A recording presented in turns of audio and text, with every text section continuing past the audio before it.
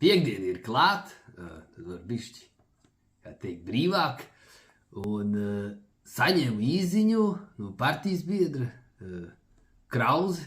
Armands saka, mums tur bija paredzēts uz Taizemi braukt, Āziju paceļot. Āzijā forši tur ir silts vienmēr un labi, labāk nekā Dubajās un tā. Bet ne par to, es prasu, kāpēc nebrauks? Viņš esot, Krievu cars viņu ir izlicis meklēšanā, un vēl 60 apmēram cilvēks.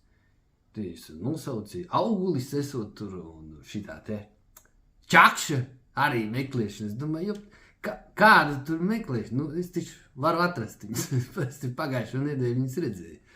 Vajag atrast, atradīsim. Un visi pa šito pieminekļu jaukšanu un šitiem, kas notikās. Paši zinat. Nezinu. Es iedomājos, tagad ir jālido te uz Taizemi. Kas ir notiek? Tas ir tāds Snowdena variants. Tu esi meklēšanā, Eiropā tu vari uzturēties. Pareizi. Tik līdz tu lido tā kā uz to Taizemi vai uz jebkuru tādu tālāku vietu. Ļoti labi, ja tu zini, ka ir nosēšanās Frankfurtē. Viss pēc plāna.